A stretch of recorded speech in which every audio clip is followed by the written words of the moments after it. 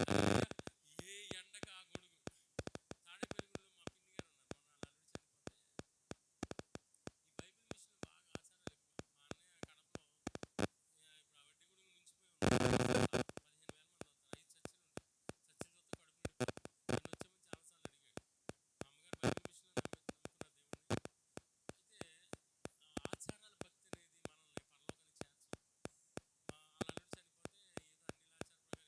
అయితే ఆచారాల భక్తి అనేది మనల్ని పరలోకానికి చేర్చదు. మా వాళ్ళ అల్లుడు చనిపోతే ఏదో అన్ని ఆచార ప్రకారం ఏదో పెట్టాలంట. పెట్టుకుని పువ్వులు పెట్టేది గల్లుమంటే ఏడ్చాడు. ఎంత బహుభయంకరమైన విషయం అది. ఈ రోజున క్రైస్తవంలో ఆచారాలు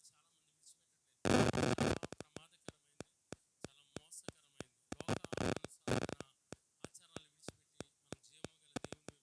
జీవము గల దేవుని వైపు చూస్తూ ముందుకు సాగిపోవాలండి. మరి ఎందుకో నేను ఎక్కడ ఎప్పుడు కూడా ఉపోద్ఘాతం చెప్పను. మొదటగా వాక్యం మొదటి అసలు మాటలేం చెప్పను, డైరెక్ట్గా వెళ్ళిపోతాను. కాకపోతే ఏంటంటే ఈరోజు ఎందుకో మరి కొన్ని విషయాలు ఉపోద్ఘాతంలో చెప్పాను. మన వాక్యంలోకి వెళ్ళిపోదాం. మన వాక్య అంశం ఏంటంటే, మళ్ళీ మూలవాక్యం చదవండి, నేను చదవనా? కొండల తట్టు నా కనులెత్తుచున్నాను, నాకు సహాయము ఎక్కడి నుండి వచ్చును? యెహోవా వలనే నాకు సహాయం కలుగును. ఆయన భూమి ఆకాశములను సృజించిన వాడు. మన అంశం ఏంటంటే ఈరోజు మన దేవుడు సహాయము చేయగలిగిన దేవుడు. మన అంశం ఏంటంటే మనకి సహాయము చేయగలిగిన దేవుణ్ణి మనం కలిగి ఉన్నాం. ఈ లోకంలో మనుషులైతే 1-2 సార్లు సాయం చేస్తారు, మూడోసారి అడిగి సాయం చేశాను, ఎన్నిసార్లు చేశాను, అడిగి విశ్వాసం లేదా విశ్వాసం కాదు అంటారు. కానీ దేవుడు మాత్రం నీకు 100 సార్లు సాయం చేసినా ఒక్క మారు కూడా నా కుమారుడు విజయ్కి సాయం చేశాను, నా కుమారుడు రాజశేఖర్ సాయం చేశాను, మరి ఇంకా ఎవరికైనా మీ పేర్లు నాకు తెలియదు కాబట్టి మీ పేర్లు బట్టి మీకు సాయం చేసిన దేవుడు ఎప్పుడు చెప్పండి, మర్చిపోతారు దేవుడు. అది సహాయం అనేది దావీదు ఎందుకు ఇక్కడ అంటున్నాడంటే, దావీదు యొక్క జీవితంలో సౌలు తరుముతా ఉన్నాడు. సౌలు తరుముతున్నప్పుడు ఇతనికి ఆశ్చర్య దుర్గం ఏంటంటే కొండల్లో దాక్కోవాలి. కాబట్టి ఎక్కడ దగ్గరగా కొండ ఉందో, ఎక్కడ అందుబాటులో కొండ ఉందో ఎత్తుకుంటూ ఉండేవాడు. అయితే ఎక్కువగా ఏంటంటే దావీదు జీవితంలో ఈ కొండల్లో నాకు తెలిసి ఉండగా ఎన్గెది కొండ అనే కొండ, ఆ కొండలో ఎక్కువ కాలం జీవించినట్లుగా నాకు అర్థమవుతుంది. ఎన్గెది కొండలో గృహాలు ఉంటాయి, గృహాలు దాక్కుంటాడు. ఆ గృహాలు కూడా మేము ఇజ్రాయెల్ దేశం వెళ్ళినప్పుడు చాలా ఆశ్చర్యపోయాను నేను. ఎందుకంటే అక్కడ యేసుక్రీస్తు వారు మరణించిన ప్రాంతం నుంచి కింద చాలా లోతుకి లోపలికి సొరంగం లాంటిది ఒక అండర్ గ్రౌండ్ ఉంటుంది. ఆ కొండలో మెట్లు ఉంటాయి అన్నమాట. అక్కడికి వెళ్దామన్నప్పుడు మా అన్నయ్య ఏమన్నాడంటే, అది చాలా లోతుగా ఉంటుంది, ఎక్కలేము, మళ్ళీ వచ్చేటప్పుడు వెళ్తే వెళ్ళిన ఇష్టం అన్నాడు. నాకైతే ఆశ ఉంది, పరుగుని వెళ్ళాను, వెళ్ళి చూసాను. అది అక్కడ ఆ టైంలో ఏంటంటే దేవుని ఒక మందసాన్ని అక్కడ దాశారు. ఆ మందసం దాయటాన్ని బట్టి యేసుక్రీస్తు వారు మరణించినప్పుడు రక్తం బ్లడ్ వర్షం పడినప్పుడు వర్షపు నీటితో అది అలాగా వచ్చి ఆ రక్తము బలిపీఠం మీద పడిందంట అండి. యెరూషలేము దేవాలయంలో ఉన్న బలిపీఠం మీద అది పడినప్పుడు దేవుడు శాంతించాడు. యేసుక్రీస్తు వారు రక్తంగా చిందించే ఈరోజు ప్రపంచం వలె సొదొమ గొమొర్రా వలె ఉంది. ఎందుకంటే దేవుడు పరలోకం నుంచి భూమి చూస్తున్నట్టు దేవుడికి పాపం కనపడలేదు, కానీ యేసుక్రీస్తు వారి యొక్క రక్తం కనపడతాడు. పరిశుద్ధ గ్రంథమైన బైబిల్లో దేవుడు మనకు రక్షణ పొందడానికి 2 ఆప్షన్స్ ఇచ్చాడు. పాత నిబంధనలు అయితే ఒక విశ్వాసం వలన వాళ్ళు పరిశుద్ధులుగా మార్చబడ్డారు. కొత్త నిబంధనలు అయితే యేసుక్రీస్తు రక్తం వలన ప్రతి పాపం నుంచి నిన్ను విమోచకులుగా శుద్ధులుగా చేస్తామని. అయితే పాత నిబంధన రహాబు అనబడిన స్త్రీ వేశ్య అయినప్పుడు కూడా విశ్వాసం వల్ల దేవుడు పరిశుద్ధురాలుగా మార్చి నీతిమంతురాలుగా తీర్చి యేసుక్రీస్తు వారి యొక్క జననములో ఆవిడని ఒక నలుగురు స్త్రీలలో ఈ స్త్రీని ఒక భాగస్వామిగా మార్చాడు, రహాబుని. అయితే కొత్త నిబంధనలు అయితే మనకున్న ఆప్షన్స్ గొప్పవి. 2 ఆప్షన్స్ అంటే, ఒకటి విశ్వాసం వలన, రెండోది యేసుక్రీస్తు వారి యొక్క రక్తం వలన మనం ఏమవుతున్నాం అంటే పరిశుద్ధులుగా మార్చబడుతున్నాం అన్నమాట. అయితే ఈ యొక్క ఎన్గెది కొండల్లో ఉన్నప్పుడు సౌలుతో అంటాడు కదా, రాజా నేను ఈ పాటి వాడిని, మిన్నల్లిని అంటాడు. మిన్నల్లి అంటే ఒక బల్లితో పోల్చి. మన జీవితంలో ఎప్పుడైతే మనం ఎంత స్థితికి ఎదిగినా, ఎంత ఉన్నతమైన స్థలంలో ఉన్నా, మనం దేవుని దగ్గర తగ్గించుకుంటాం. మనుషుల దగ్గర తగ్గించుకోవాల్సిన పని లేదు. మనుషుల దగ్గర తగ్గించుకుని మనుషులు తొక్కేస్తారు. కానీ దేవుని దగ్గర మన జీవితాన్ని తగ్గించుకుంటామో దేవుడు మన ఉన్నతమైన స్థానాల్లో ఉంచుతూ ఉంటారు అన్నమాట. బైబిల్ అందులో నెబుకద్నెజరు రాజు కూడా హెచ్చించుకున్నాడు. 7 కాలాల పాటు అడవిలోకి వెళ్ళి గడ్డి వేసాడు. 7 కాలాలంటే 2 సంవత్సరాల 4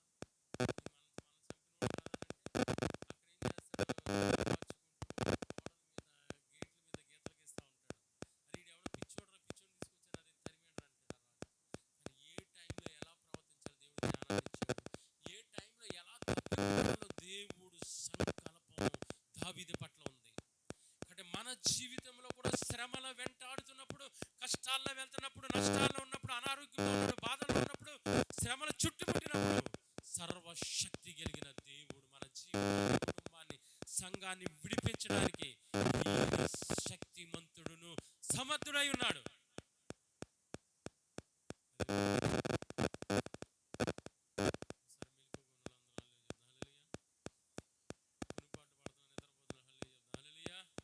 దేవునికి స్తోత్రం. సరే, వాళ్ళు వీళ్ళు చాలా మంచిది. మొదటి రాజుల గ్రంథం 17వ అధ్యాయం 8 నుంచి 16 వరకు చూడండి.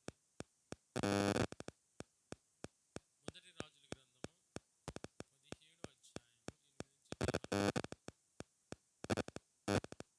నుంచి 16.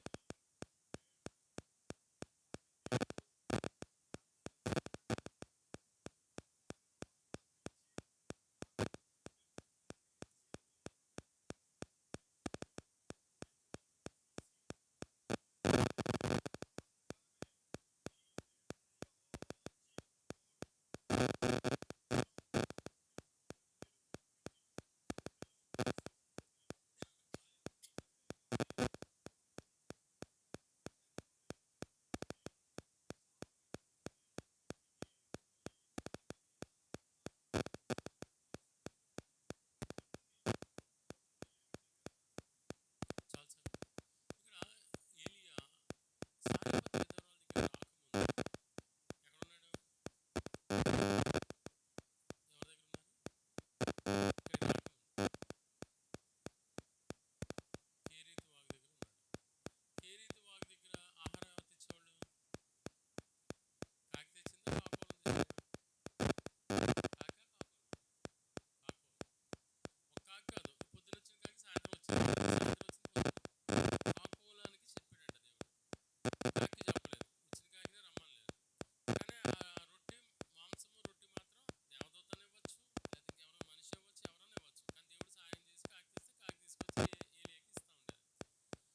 అయితే 3.5 సంవత్సరాలు కరువు వచ్చింది. కేరీతు వాగు దగ్గర ఉన్నంతసేపు కూడా దేవుని వైపు చూసేదానికన్నా కాకి వైపు చూడడం ఎక్కువైపోయింది. ఈ కాకి 10కి ఎప్పుడు వస్తుందా, ఆటలు వస్తుందా, తిందాం పొట్టలో పడేసి ఖాళీగా ఉన్నాడు. ఖాళీగా ఉంటే కాకి ఎక్కువ పని చేసాం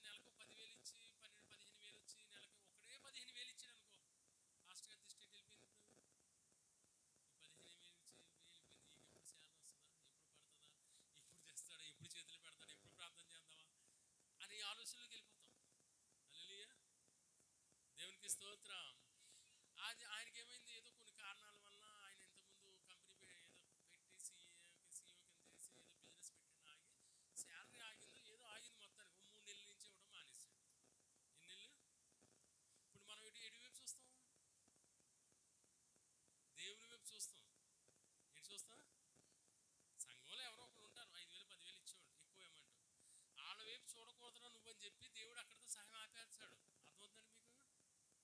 నా వైపే చూడాలి. కానీ మనకి కర్ణాటకలో రంగరాజు అనే ఒక అయ్యగారు సేవ చేస్తున్నారు. ఆయనకి ఎవరో సేవ మొదలెడు, వాళ్ళ ఫ్రెండ్ నెలకి 5,000 అంత పంపేవాడంట. ఆ తర్వాత దేవుడు మాట్లాడాడు ఒక రోజు ప్రార్థనలో. అప్పుడు వెళ్తానంటే బాబు నువ్వు పంపకరా, దేవుడి వైపు చూడమంటున్నాడు, నేను దేవుని వైపు చూస్తాను రా బాబు అన్నాడు. అదేంటి నీకు పిచ్చేంట్రా, నువ్వు చాలా కష్టాలు ఉన్నావు, కరువులో ఉన్నావు, చాలా ఇబ్బందుల్లో ఉన్నావు, ఈ 5,000 ఏదో రకం మెయింటెనెన్స్ వెళ్తుంది కదా అని అంటే, వద్దురా నాకు వద్దంటే వద్దన్నాడు. ఆ కానీ దేవుడు 5,000 అయిపోతే 50,000 ఇవ్వడం ప్రారంభించాడు. ఇక్కడ మన గురి ఎంతసేపు ఎటువైపు ఉండాలంటే దేవుడి వైపు ఉండాలి. అదే మాకు కూడా ఏదైనా కొనాలి, తిరగమరగా చేయాలి, కొంత గోల్డ్ పెడతాం. మన ఇజ్రాయెల్ వెళ్ళినప్పుడు 3,50,000 అయింది. గోల్డ్ తాకట్టు పెట్టి మళ్ళీ చీటీ పాడుకుని మళ్ళీ గోల్డ్ ఎడిపించి ఇవన్నీ మాట్లాడుతున్నాం. ఏంట్రా ఇవన్నీ తడిపిల్లి ఏంటి అని. హల్లెలూయా. ఏంటి ఈ చీటీ వేసి అది పాడి అది వేసి ఇది పాడి ఇందులో అందులో పెట్టి ఒక్కొక్కరు డబ్బు అంతా రొటేషన్ చేయడానికి మైండ్ అంతా డబ్బు మీద పెడతారు. మన మైండ్ వ్యర్థమైన చూడకు. అప్పుడు నేను వెంటనే ఈ డోక్రాలు, శ్రీనిధులు, చెత్త చెదారం అంతా విడిచిపెట్టేశాను. ఈ నాకు మాత్రం వద్దు. మీరేమైనా కావాలంటే మీరు మా పిల్లలు, మా పాస్టర్ గారు వాళ్ళు మీరు చూసుకోండి. నాకు మాత్రం ఏమీ వద్దన్నాను. ఒక రూపాయి అప్పు లేదు, ఒక రూపాయి నేను ఇవ్వాల్సిన లేదు, ఒక రూపాయి ఎవరికి తేవాల్సిన లేదు, రూపాయి నిల్వ ఉండదు, రూపాయి ఏమో అప్పు ఉండదు. హల్లెలూయా. ప్రశాంతంగా ఉన్నాను. ఇప్పుడు ఏదైనా ఉంటే మైండ్ అంతా వాక్యం మీద పెడతాం, బైబిల్ చదువుతూ ఉంటాం, వాక్యాలు ప్రిపేర్ అవుతుంటాం, ప్రశాంతంగా ఈ జీవితం అలా వెళ్ళిపోవాలి అంతే దేవుని దగ్గర. అంతేగాని అన్నీ పెట్టుకుని బుర్రలో పెట్టేసుకుని దేవుని పక్కన పెట్టేస్తే మైండ్ పనిచేయదన్నమాట. అంటే ఇక్కడ ఏలియాతో దేవుడు ఏమన్నాడు, అరే బాబు నువ్వు కాకులతో తిన్నది చాలు, సరిపోతుంది, నువ్వు నేను ఒక స్థలాన్ని చూపిస్తున్నాను, ఆ స్థలానికి వెళ్ళాలి అన్నాడు. బాబు ఇదేంటి బాబు ఎంత రుచికరమైన రొట్టె మాంసం ఇప్పుడు నాకు కూడా షుగర్ వచ్చింది, మటన్ అంటే చాలా ప్రాణం. మా పాస్టర్ గారు అంటారు, మనం పెట్టకపోయినా ఇంట్లో పిల్లలు తినేస్తాడు ఆయన అంటాడు. హల్లెలూయా. అసలు మటన్ అంటే ప్రాణం పోయినా తినేయాలి. తర్వాత షుగర్ రేజ్ అవుతుందో ఏమైపోతుందో అది తర్వాత అనుకుంటాను. ఇక్కడ ఆలోచన చేసుకున్నట్లయితే సహాయం అనేది మనం దేవుని వైపు చూడాలి కానీ మనుషుల వైపు చూడకూడదు. బ్యాంక్ బ్యాలెన్స్ కొంతమంది అయ్యో రేపు కాలేజ్ పడిపోతుంది, బ్యాంకులో 10 లక్షలు 20 లక్షలు ఫిక్స్డ్ డిపాజిట్ చేసేయాలి, కాలేజ్ చేయబడిపోయింది, అది ఎలాగో నా పిల్లలు చూడరు కాబట్టి నెల నెల వెళ్ళి బ్యాంకులో డబ్బు తెచ్చుకుంటే నేను బ్రతికేయాలి అనుకుంటాను. ఇవన్నీ సైతాన్ గడిచే ఆలోచనలు. అయితే దేవుడు ఏంటంటే ఏలియాని కాకోలము చేత ఎంతకాలం బ్రతికించాడు తెలుసా మీకు ఎవరికైనా? సారేపతి విధవరాల దగ్గర ఎంతకాలం పోషింపడ్డాడు తెలుసా? 3.5 సంవత్సరాలు కరువు వచ్చింది. ఈ కరువు కాలంలో నువ్వు అక్కడికి వెళ్ళరా బాబు, ఇక్కడ కొన్ని రోజులు ఉండరా బాబు, అక్కడ కొన్ని సంవత్సరాలు ఉండరా బాబు అన్నాడు. నేను బైబిల్ ప్రకారం ఆలోచిస్తే నాకు అర్థమైంది ఏంటంటే, కేంద్ర వాగు దగ్గర నీళ్లు ఉంటే మహా ఉంటే 3 నెలలు ఉంటే 6 నెలలు ఉంటాయి. వర్షాలు పడలేదు కాబట్టి నీరు అక్కడితో ఆగిపోతుంది. ఆగిపోయింది అనుకోండి, తినడానికి తిండి ఉంది కానీ మంచినీళ్ళు, కానీ మంచినీళ్ళు కూడా దేవుడు పంపగలడు, పంపలేడని కాదు. కాబట్టి ఇక్కడ ఒక 6 నెలలు ఉంటే ఉండొచ్చు, కాకుల చేత పోషింపడచ్చు. మిగిలిన కాలం ఎంతకాలం పోషింపడ్డాడు విధవరాల చేత?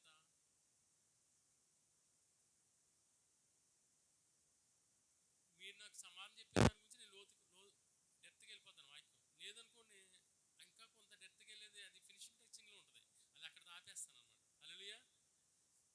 గట్టిగా దేవుని స్వాతం చెప్పాలి. ఉపవాసం ఉన్నారు కదా, పోనీ నేర్చించిపోయారు, కాఫీ తాగిపోయారా, పాస్టర్ గారి చేత మంచి వేడి కాఫీ పెట్టించరా? హల్లెలూయా. దేవునికి స్తోత్రం. 3 సంవత్సరాలు ఒక ఎన్నిక లేని, ఎవడో ఎన్నిక చేయని విధవరాలు చేత దేవుడు ఏం చేశాడంటే 3 సంవత్సరాలు పోషింపడ్డాడు. ఎవరు పోషింపడ్డారు? ఏలియా పోషింపడ్డాడంటే ఎంత గొప్ప విషయం. ఈవిడ కట్టెలు ఏరుకుని వెళ్తుంది, అమ్మ నాకు చిన్న అప్పము తీసుకురా అన్నాడు. నీళ్ళతో వాటితో కొన్ని వాటర్ అమ్మన్నాడు. అయ్యా నీ జీవంతోడు యెహోవా జీవంతోడు నా దగ్గర ఉండాలి, ఇంత కొద్ది పిండి కొద్ది నూనె ఉంది, అది నేను మా అబ్బాయికి ఏదో కనీసం అంటే ఫుల్ ఆహారం కాదు, ఏంటది స్నాక్స్ అంటారు కదా, స్నాక్స్ కింద మధ్యలో తింటారు కదా, మధ్యాహ్నం భోజనం సాయంత్రం భోజనం ఏం తింటారు? స్నాక్స్ తింటారు. ఒక్కొక్కటి స్నాక్స్ కూడా భోజనంలో తినేస్తాడు. హల్లెలూయా. దేవునికి స్తోత్రం. ఎందుకనంటే మనకి తినే కొద్ది మిషన్ పనిచేస్తూనే ఉంటుంది, ఆకలి పెరిగిపోతూనే ఉంటుంది. మనం తగ్గించే కొద్ది మిషన్ కూడా తగ్గుతూ ఉంటుంది అనమాట. అది మన బాడీ మెయింటెనెన్స్ చేసే దాన్ని బట్టి ఉంటుంది అనమాట. కాబట్టి ఇక్కడ స్నాక్స్ కింద ఉందండి అయ్యగారు, అదేదో కొద్దిగా తినేస్తాం, చనిపోతాం, రేపు ఎల్లుండి ఎన్ని రోజులు బతుకుతారు, తినలేక 20 రోజులు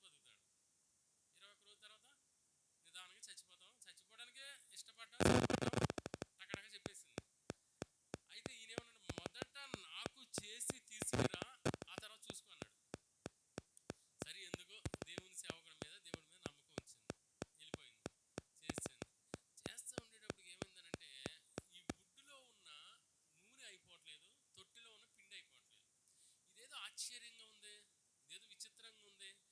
నేను తింటున్నాను, మా అబ్బాయి తింటున్నాడు, దేవుని సేవకుడు తింటున్నాడు. ఒకరోజు చూసింది, 2 రోజులు చూసింది, 3 రోజు వెంటనే తల్లి ఇంటి వారికి తండ్రి ఇంటి వారికి కబురు పెట్టి వాళ్ళందరినీ తీసుకొచ్చి వాళ్ళందరితో ఇంట్లో తిండి పెడతా ఉంటే వాళ్ళ ఇంట్లో ఉంది కదా పండగే పండగ. ఏం పండగ ఇది? దండగ లేని పండగ, ఖర్చు లేని పండగ.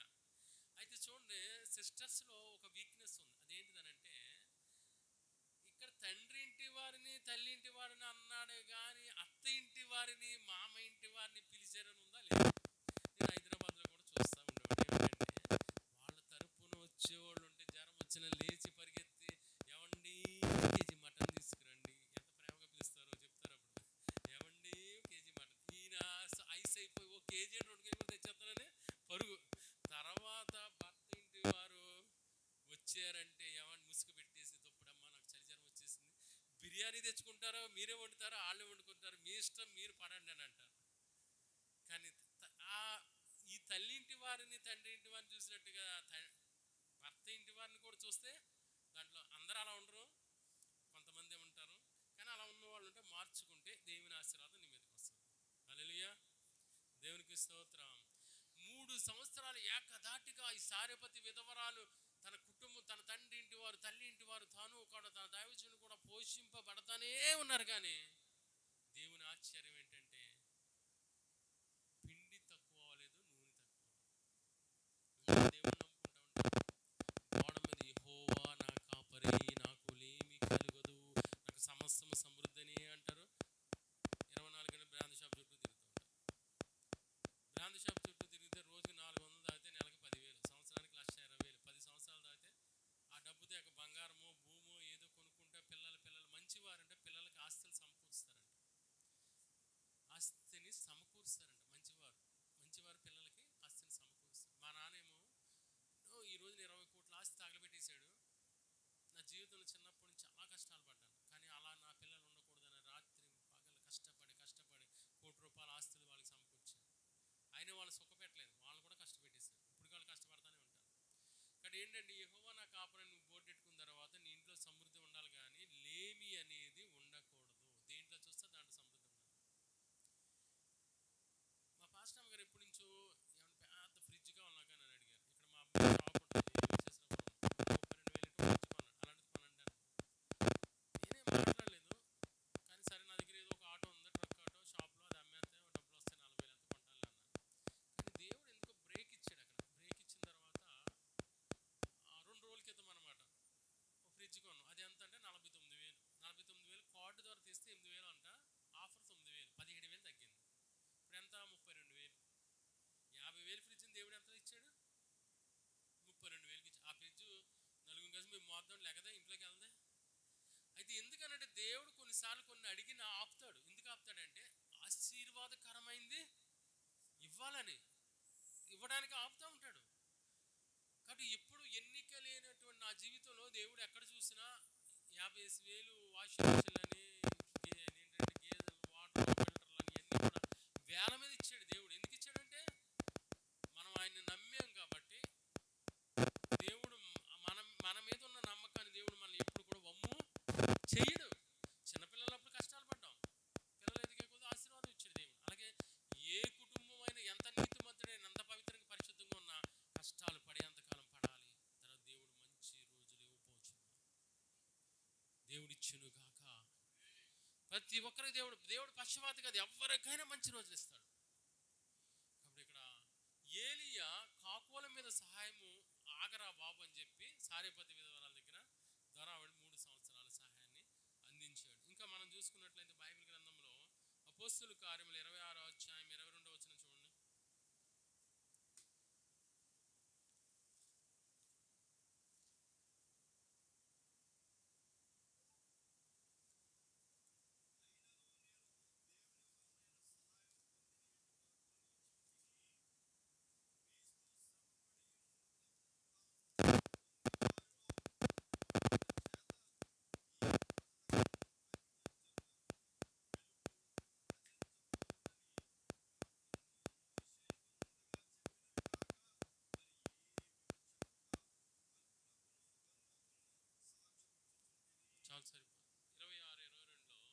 అయినను నేను దేవుని వలన సహాయం పొంది నేటి వరకు నిలిచి ఉన్నాను. ఒకవేళ డాక్టర్ల వల్ల సహాయం పొందితే మధ్యరకంగా చనిపోవచ్చు మనిషి. నాకు ఈ మధ్యకాలంలో ఒక 10-15 రోజుల క్రితమే కొంతమంది చూశాను. మనుషులు కూడా కొంతమంది ఏం చేస్తారంటే, ఇద్దరు భార్యాభర్తలు ఉన్నారు, ఇద్దరు అమ్మాయిలు ఉన్నారు. ఆవిడ దేవుని నమ్ముకుంది, అతను దేవుని నమ్ముకోలేదు. అతనికి కయ్యనీళ్ళు అని చెప్పి త్రాగుడు తాగాడు, అన్నీ చేసాడు. ఇవన్నీ చేసిన తర్వాత ఏమైందంటే కాలు చేయలాగేసింది, పక్షపాతం వచ్చేసింది. ఈ తాగుడు ఏంటంటే మనిషిని బ్రెయిన్ పాడు చేస్తుంది. పాడు చేసిన తర్వాత బ్రెయిన్ పాడవడం వల్ల మనిషి అవయవాలన్నీ పాడైపోతూ ఉంటాయి. ఎప్పుడైతే లాస్ట్ మూమెంట్లో హైదరాబాద్లో కల్వరి టెంపుల్కి వెళ్ళాడు, ఆ సహోదరి ఏం చేసిందంటే అలా అమ్మ పెళ్ళికి నా దగ్గర ఏదో కొంత డబ్బులు పట్టుకెళ్ళింది. నేను కూడా ఏంటంటే అప్పు కింద అందగాని నేను అప్పు కింద కదా మామూలుగా ఇచ్చాను. ఇచ్చిన తర్వాత నాకు వీళ్ళందరూ కూడా నాకు సెల్లో నాకు టచ్ చేయమంటారు. మా పాస్టమ్ గారు సెల్లో ఉంటారు, ఏదైనా ప్రార్థన అవసరం అయితే ఆవిడే చేస్తాను. ఎప్పుడైతే కొంతకాలం తర్వాత హైదరాబాద్లో ఏం చేస్తుందనంటే, హైదరాబాద్లో గొప్ప పేరున్న దైవజన్ దగ్గరికి వెళ్ళి 10,000-20,000 ఇచ్చి ఫోటో దిగింది. తర్వాత వాళ్ళ ఆయన హాస్పిటల్లో ఉండి బాగా ఇబ్బందుల్లో ఉండి బాధల్లో ఉన్నప్పుడు నాకు ఫోన్ చేయడం మొదలెట్టింది. నేనన్నా, అమ్మా ఏదో ఫోటో చూసానమ్మా గొప్ప దైవజనుడితో, ఆవిడకి ఏదో 10,000-20,000 స్పాన్సర్ చేసావు, ఆయన ఏం పట్టించుకోడా అన్నాను. ఆయన ఏమి పట్టించుకోడా, ఆయన ఏం సహాయం చేయడా అన్నాను. ఎప్పుడో చెయ్యాలని మొక్కున్నానండి బ్రదర్ గారు, చేశాను. ఇప్పుడు మాలాంటి చర్చ సేవకులు అయితే నేను మ్యాక్సిమం దీన స్థితిలో ఉన్నారంటే ఏదైనా అమ్మేసానా అప్పు చేసిన డబ్బులు వాళ్ళకి సాయం చేస్తాను. సరే ఆవిడకి చేసినంత మాత్రాన నాకు నష్టమేం కాదు, కానీ దేవుడు బైబిల్లో ఉంది, మనకి చెయ్యిందంటే సత్క్రియ చెయ్యాలి, సహాయపడాలి, మేలు చేయాలి. మేలు చేయడం విసుగుగా చేయమని ఉంది. ఆ తర్వాత ప్రార్థన చేయమని చేశాను. ప్రార్థన చేసిన రోజు 2 రోజులు బాగానే ఉన్నాడు. తర్వాత చాలా డబ్బులు ఖర్చు పెట్టాడు. భీమవరంలో అక్కడక్కడ తీసుకెళ్ళారు. నేను అనుకున్నప్పుడు పాపాలు తప్పులు చేయడం ఎందుకు, ఇవన్నీ కూడా దురాత్మలు వచ్చి మనిషిని బంధించేసి చుట్టూ ఆవరించేసి చావు బతుకుల మీద దేవుడా దేవుడా అంటాం ఎందుకు అంటే, డేరుగా మొదటి నుంచి దేవుళ్ళు ఉండాలి. యవ్వన కాలంలోనే దేవుని నమ్ముకోవాలి, యవ్వన కాలం దేవుని కొరకు సమర్పించుకోవాలి, దేవుని కొరకే రోషం కలిగి జీవించాలి. అంతేగాని అన్ని పాపాలు చేసి అన్ని తప్పులు చేసి పళ్ళు రాలిపోయి కళ్ళు కనపడకుండా బైబిల్, ఇప్పుడు నేను ఎన్నిసార్లు బైబిల్ చదివాను, ఇప్పుడు ఆ సంవత్సరంలో 6 నెలలకు ఒకసారి బైబిల్ చదవంటే కళ్ళు మసకొచ్చింది, లైట్ మసకొచ్చిన తర్వాత ఇప్పుడు ఏంటి, కొద్దిగా ఇంట్రెస్ట్ తగ్గిపోతుంది. రోజుకి 10 అధ్యాయాలు చదివేది 5 చదివి 3 చదివి 2 తగ్గిపోతూ ఉంటుంది. ఈ మసకొచ్చేటప్పుడు స్పెట్స్ పెట్టి చదువుతామంటే అంతకంతగా ఉంటుంది అనమాట. కాబట్టి వయసులో ఉండగానే ఏదైనా చెయ్యాలి, ఏదైనా చెందాలి. ఈ బైబిల్ సంబంధించిన ఏంటంటే 1000 బుక్స్ చదివాను, అన్ని డినామినేషనల్ చదివాను, అన్ని రకాల దీపెందుకోసం కానించి సమస్తం బుక్స్ చదివేశాను, 1000 బుక్స్. ఇప్పుడు ఏంటంటే డిక్షనరీ గ్రంథాలు అయితే తిరగేస్తా చదువుతూ ఉంటాను. బైబిల్ ఏంటంటే ఒకటి ఆత్మీయంగా, 2 చరిత్రగా, 3 అక్షరార్థంగా ఉంటుంది. ఆత్మీయంగా వివరించవచ్చు, చరిత్రగా వివరించవచ్చు, అక్షరార్థముగా కూడా అక్షరార్థంగా అంటే ఆ అని పట్టుకుంటే ఆ మీద వివరించవచ్చు. ఒక వాక్యం, ఎన్నో వాక్యాలు వివరించవచ్చు ఆ మీద, అమ్మ లేకపోతే ఏదో ఒకటి ఒక 2 అక్షరాల మీద కూడా బైబిల్ వివరించవచ్చు. ఇక్కడ పౌలు భక్తుడు అయినను దేవుని వలన సహాయము పొందుకున్నాడు కాబట్టి నేటి వరకు నిలిచి ఉన్నాను. పౌలు భక్తుకు మొత్తం అందరూ శత్రువులే, ఎటు చూసినా ఎటు వెళ్ళినా శత్రువులే అనమాట. అడుగు తీసి అడుగేస్తే ప్రాణం ఉంటుందో పోతుందో తెలియదు. కానీ పౌలు కూడా ఏంటంటే చాలా ధైర్యముగా ఉన్నాడు, డేరుగా ఉన్నాడు, ప్రాణాలకు భయపడలేదు.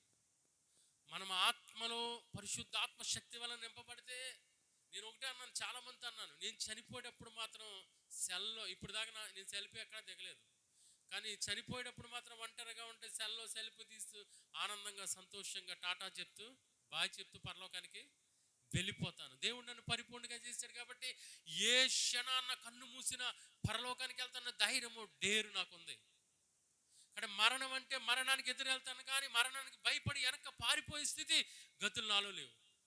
ఎందుకంటే అంత త్యాగపూరి, దేవుని నమ్మకం ముందు కూడా నాకు ఫుల్గా డేర్ ఉండేది. ఏది ఎలా జరిగితే జరగని అనుకునేవాడిని. 13వ సంవత్సరం నుంచి చావు అంటే భయం లేదు, బ్రతుకు మీద తీపి లేదు. ఆ టైంలో చనిపోవాలని మా తమ్ముడు నేను ఆత్మహత్య చేసుకోవాలని వెళ్ళాం, కానీ దేవుడు సఫలం చేయలేదు.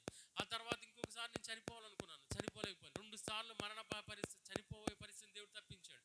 3వసారి మరణ పంచులకి వెళ్ళినప్పుడు కూడా దేవుడు 2006లో తన జుట్టు పట్టుకుని పైకి పరలోకంలో ఉన్న దర్శనాలు, పాతాళంలో అగ్నిగుండంలో ఉన్న దర్శనాలు చూపించాడు నాకు. నేను అప్పుడు కోమాలో ఉన్నప్పుడు దేవుని యొక్క కాళ్ళ పాదాల దగ్గర పడుకుని ఉన్నాను. దేవుడిని అడుగుతా ఉన్నాను, ప్రభా నన్ను బ్రతికిస్తామంటే బ్రతికించను అన్నాడు. ఆ తర్వాత దేవుని దగ్గరికి వెళ్ళక ముందు కింద పాతాళంలోకి అగ్ని గంధకాల్లోకి వెళ్ళినప్పుడు మనుషులు కాలిపోతూ ఉంటుంటే అగ్ని ద్వారా మొహాలు కనపడతా ఉన్నాయి. ఏంటి ప్రభా, ఈ పొయ్యి, ఆ బొగ్గుల పొయ్యిలో నుంచి వచ్చిన మంటలో అగ్ని జ్వాలలు ఎలా వస్తున్నాయి, అలా కాలుతున్నారు మనుషులు. ఏంటి ప్రభా అంతా కాలుతుంది, మొహం కాలట్లేదు ఏంటి ప్రభా అంటే, మొహము మనిషి గుర్తుపట్టడానికి. ఒక్కోసారి వేషం వేసుకుని ఎంతో వైట్ డ్రెస్ వేసుకుని నీతిమంతులుగా భక్తిపరులుగా మనుషుల్ని నమ్మించచ్చు, కానీ పరలోకములో ఉన్న దేవుణ్ణి నమ్మించలే.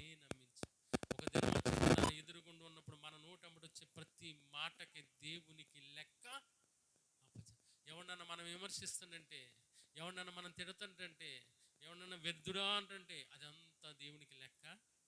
అవసరం ఉన్న మాటలు మాట్లాడాలి, అవసరం లేని విడిచిపెట్టాలి. ఎప్పుడైతే ఇక్కడ అగ్నిగుండంలో మనుషులు కాలుతా ఉన్నారు, అయ్యి బాబు అగ్నిగుండం అంటే ఇంత భయంకరమదా అని చెప్పి నేను ఆ రోజు తెలుసుకున్నాను. ఆ తర్వాత దేవుడు పరలోకానికి తీసుకెళ్ళాడు. ఆయన పాదాల దగ్గర ఉన్న సింహాసనం మీద ఉన్నాడు, పడుకుని ఉన్నాను. అక్కడ దేవునితో మాట్లాడుతున్నాను, ప్రభా బ్రతికిస్తారంటే బ్రతికించను అన్నాడు.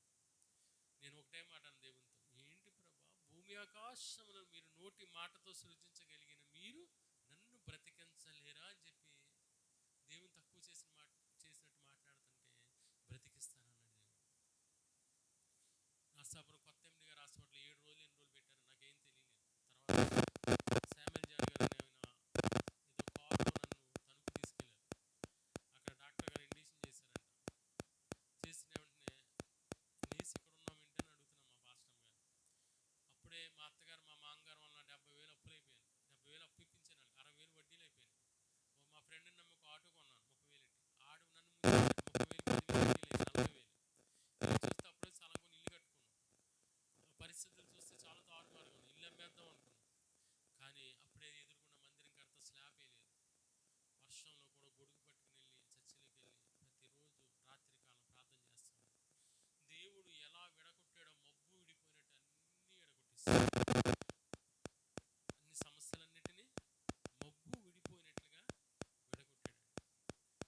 మన దేవుడు సహాయం అందించే దేవుడు, సహాయం చేయగలిగిన దేవుడు.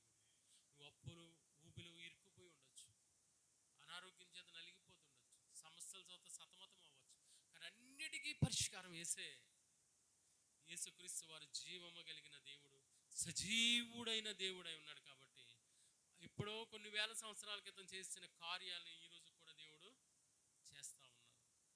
అప్పుడు ఆ తర్వాత దేవుడు ఆశ్చర్యరీతిగా అద్భుత రీతిగా అన్ని కార్యాలను చేసుకుంటూ వెళ్తా ఉన్నారు. ఇక్కడ కష్టాలని రావని చెప్పను, ఇబ్బందులనే రావని చెప్పను, కానీ ఆ ఇబ్బందుల నుంచి, కష్టాల నుంచి, శ్రమల నుంచి విడిపించగలిగిన దేవుణ్ణి మనము కలిగి ఉన్నాం. అంటే పౌలు జీవితంలో అతను ఎంత కాలము బ్రతకాలని దేవుని చిత్తం ఉద్దేశం ఉందో దేవుడు అంతకాలం అతను బ్రతికించాడు. ఇప్పుడు నాకు కూడా చాలా మంది శత్రువులు ఉన్నారు మా ఊళ్ళో. కానీ ఏ శత్రువు అయితే లేస్తూ ఉంటాడో, ఎవడైతే ఏది చేస్తూ ఉంటాడో దేవుడు వెంటనే వాడికి తీర్పు తీర్చేస్తూ ఉంటాడు. ఒకసారి మా అత్తగారి ఇంటి దగ్గర ఏదో గొడవ జరిగింది. 10 మందిని తీసుకొచ్చాను. నేను ఒకటే మాట అన్నాను, రోడ్డు మీద నిలబడి ఉన్నాను, నా తప్పైతే నేను నాశనం అయిపోతాను, అతను తప్పైతే అది నాశనం అయిపోతాను అన్న. ఒక వారం తిరగకుండానే ఆడికి ఏదో ఎఫ్ఐఆర్ ఉందంట, వాళ్ళు పట్టుకుని చెతక కొట్టేసి కాలేజీ ఎరకొట్టేశారు. కీడు ఎలా వచ్చిందో ఆడి మీద వచ్చేసింది. తర్వాత ఆడి పేరు కానీ రౌడీ అని కూడా, రౌడీ అలా 0 అయిపోయాడు. ఇంకా అప్పటి నుంచి ఆ తర్వాత బాప్తీసం తీసుకున్నాడు, దేవుడు నమ్ముకున్నాడు, బాప్తీసం తీసుకున్నాడు. నన్ను కూడా ఎక్కడ స్థలాలకు వెళ్తా, ఇలాగే మీటింగ్కి వెళ్తా వస్తూ ఉండేవాడు. అయితే దేవుడు అతని శత్రువుని మిత్రుడిగా మార్చాడు. కాబట్టి వెంటనే దేవుడు కార్యం చూపించేశాడు. మళ్ళీ ఇంకొకటి ఇలాగ లేచాడు నా మీద. 7 వారాలు ఉపవాసం ఉన్నా. 7వ వారం రోజున యాక్సిడెంట్ చేశాడు. పైకి కింద పడ్డాడు, రోడ్డు మీద ఎక్కేసి. ఎవరి జోలికి వెళ్ళినా పలానా విజయ్ గారి జోలికి, చల్లా విజయ్ గారి జోలికి వెళ్ళకూడదని చెప్పి ఇంకా ఆడికి అర్థమైపోయింది. ఆ తర్వాత మాకు చర్చి పక్కన ఒకళ్ళు ఉంటారు. వాళ్ళు ఏం చేశారంటే, ఒకరోజు నేను ప్రార్థనకి వెళ్తుంటే ముగ్గురు తాగేసి తిడతా ఉన్నారు. వాళ్ళే తిట్టుకుని దేవుడు చూసుకుంటాను వెళ్ళిపోయాను. నా పని నేను చేసుకోవాలి కదా, వాక్యం చెప్పాలి కదా. వీళ్ళు ముగ్గురు తోటలో తాగుతూ ముగ్గురికి గొడవ వచ్చేసి బొగ్గ కొరికేశాడు. ఈ బొగ్గ ఇంత మొక్క వచ్చేసింది, గొయ్యి పడిపోయింది. ఈడెళ్ళి బొగ్గ కొరికేసిన కేసు పెట్టాడు. ఆ కేసు చాలా తిరిగాడు, చేశాడు. ఈడు బొగ్గ కొరుకున్న భార్య వెళ్ళి ఎమ్మెల్యేని పట్టుకుని వాళ్ళని పట్టుకుని అర్ధరాత్రి అపరాత్రి తిరిగితే ఏదో రకంగా కొంత డబ్బు ఖర్చు పెట్టి ఏదో ఈయన బతినాలు చేసి సమాధాన పడి ఏదో రకంగా అది ఏదో సాల్వ్ చేసుకున్నాడు. అదే టైంలో ఎవడైతే నా మీద గొడవకు రావాలనుకున్నాడో వాడు దుబాయ్ వెళ్ళిపోతే అన్నాడు కదా, అసలు మీ జోలికి కానీ దేవుడి జోలికి కానీ వస్తే దేవుడు మాత్రం ఊరుకోడు అన్నాడు. అలా అన్నాడు. ఇది మొదటి కార్యం చేశాడు. తర్వాత రెండోది ఏం చేశాడు, ఒకసారి క్రిస్మస్ జరుగుతుంటుంటే గంట ప్రార్థన ఆఫ్ చేసాడు, తాగేసి వచ్చి కానుక డాబ్ మీద తోసేసాడు, బాక్సుని తోసాడు, అది చేశాడు, ఇది గందరగోళం. బయట కొంతమంది కుర్రలు రెడీ పెట్టాడు, గొడవ జరిగితే కొట్టుకుందాం. సరే మేము వదిలేసాము. పోతే పొందిన ఒక 50 మంది భోజనాలు చేసేవాళ్ళు వెళ్ళిపోయారు. 50 మంది 100 మంది భోజనాలు పడేసాం. తర్వాత ఆ తెల్లవారికి అతనికి ఒక ఆవు చచ్చిపోయింది. వెంటనే తెల్లారుగానే ఆవు చచ్చిపోయింది. ఇది రెండోది జరిగింది. తర్వాత మళ్ళీ మూడోది ఏదో చేశాడండి. మూడోది చేసేసరికి 31st నైట్ పాప వీళ్ళందరూ కేక్ కట్ చేసిన అది హ్యాపీగా ఆనందంగా ఉన్నారు. తిట్టాడు, ముండల్లారా ఏదో పచ్చిబూతులు తిట్టేశాడు. తెల్లారే అపకాలించుకుని అవి తీసుకుని తలకాయ బద్దలు కొనుక్కుని రక్తాల కార్యాలు కొట్టేసుకున్నారండి. పెద్ద మనిషి దగ్గరికి వెళ్తే పెద్ద మనిషి మోకాళ్ళ మీద ఉన్న ఎండలో క్షమించమని అదే ఇది అని అడిగి పెద్ద మనిషి దగ్గర ఏదో రకం దాన్ని సాల్వ్ చేసుకుని లాస్ట్ అండ్ ఫైనల్గా నేను ఒక స్థలానికి వెళ్ళి వాక్యం చెప్పాను. సైలెంట్లో పెట్టిన సెల్లో ఫోన్ చేశాను. ఈలోపు ఫోన్ వచ్చింది. మా పెద్దోడు ఇక్కడి నుంచి పని నుంచి వెళ్తా ఉంటే దారిలో ఇద్దరు ఉన్నారండి, వెళ్ళే దారిలో. ఇంకా సరైన వాళ్ళని కొద్దిసేపు ఉండి వెళ్ళిపోయాడంట. ఈలోపు ఇంకోటి ఈయన్ని రెచ్చగొట్టుడు కూడా ఉంటాడు. ఆడితో అన్నారే నువ్వు ఎప్పుడు పుచ్చిపోతావు అన్నాను. రెచ్చిపోయినా పుచ్చిపోతారు, పుచ్చిపోతారు అన్నాను. అయితే ఈయన్ని ఇంటి దగ్గర పంపించాడు. మా పాస్టర్ గారు ఏం చేసిన ఆడికి లోపల పెట్టేసి గొల్లు తాళం వేసేసి ఇంకో గేట్ ఉంటుంది, ఆ గేట్ దగ్గర వచ్చేసరికి ఆడు వచ్చి గేట్ ఊపాడు. ఒక్కొక్క ఈవిడ బలంగా పట్టుకునేసరికి చెయ్యి పెరికి ఏదో వాసిపోయింది. ఆ గేట్ పడిపోయింది, గేట్తో అమాంతంగా పడిపోయింది. ఈలో కేకలెత్తే ఎవరో ఒకళ్ళు ఇద్దరు వచ్చారు. మొక్కలతో కంప్లైంట్ ఇస్తే ఎస్ఐ వాళ్ళోడే, పోలీస్ స్టేషన్ వాళ్ళదే. వింటలేదు. నాకేమో ఈలో ఫోన్ వచ్చింది, మా వాళ్ళు ఫోన్ చేసింది.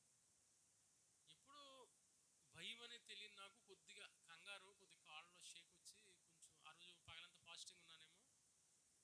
ఇంకా అయినప్పుడు కూడా నా పక్కన అక్కడ వాక్యం చెప్పడానికి పిలిచిన పాస్టర్ ఏం కాదులేండి అని అన్నారు. ఆ రోజు కూడా మా వసంతరావు గారు కూడా ఉన్నారు. ఏం కాదులేండి అన్నారు కారులో. సరే వెళ్ళిన తర్వాత మాకు వచ్చే దారంలో కాకుండా కారు వేరే చోట పెట్టి అలా ఒక ఇంటి మించి వెళ్తాం ఎప్పుడు కూడా. వెళ్ళిన తర్వాత ఈలోపు మా చిన్నోడు తెలిసిన వాళ్ళు ఉంటే ఎస్పీకి కొడితే ఎస్పీ డిఎస్పీ కొడితే డిఎస్పీ సిఏని ఎస్ఐని తీసుకొచ్చేసి వస్తే మామూలుగా ఇరుక్కోలేదు. ఆ 3 కేసులు ఇరుక్కున్నాడు. ఒకటి ఇంటి మీదకి వచ్చి లేడీస్ చేయి పట్టుకోకూడదు. రెండోది ఆ రోజు బ్రాందీ దొరకదు, బ్రాందీ తాగాడు. మూడోది డిఎస్పీ మీద రివర్స్ అయ్యాడు. ఈ 3 కేసులు పెట్టాడు. 10 మంది ప్రముఖులు పంపారు. సరే 1, 2 అయితే వదిలేదు నేను, ఇది 4వసారి. ఒక 2 సంవత్సరాలు తాయితీగా కోర్టు చుట్టూ తిరిగితే అప్పుడు ఆలోచిద్దాం, కంగారేం లేదని. కానీ మన పశ్చమనున్నవాడు లోకంలో ఉన్నవాని కంటే శక్తిమంతుడు ఆయన. ఎలీషా అంటాడు అనమాట, ఓరి పిచ్చోడా దాసుడా నీ కళ్ళు తెరవబడట్లేదురా అని చెప్పి కళ్ళు తెరిస్తే అగ్ని రథాలు పర్వతము చుట్టూ తిరుగుతూ ఉన్నాయన్నమాట. కాబట్టి మన పశ్చమనున్నవాడు సామాన్యుడు కాదు. మనకి వ్యతిరేకంగా రూపింపబడిన ఆయుధం వర్దెలదు. మనకి వ్యతిరేకంగా లేపబడిన మడమనే దేవుడు విరగొట్టగలగాడు. అటువంటి దేవుడు మనము కలిగి ఉన్నాము. కాబట్టి ఏ సమస్యకైనా దేనికైనా భయపడాల్సిన అవసరము లేదన్నమాట. 1 సమూయేలు గ్రంథం 30వ చూడండి ఒకసారి.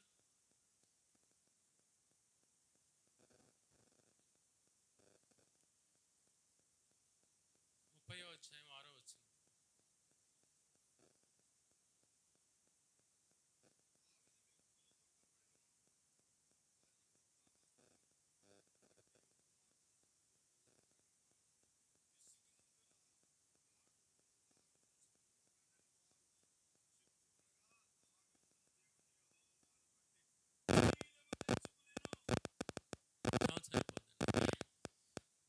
తన దేవుడైన యెహోవాని బట్టి ధైర్యము తెచ్చుకున్నాడు. ఎవరు?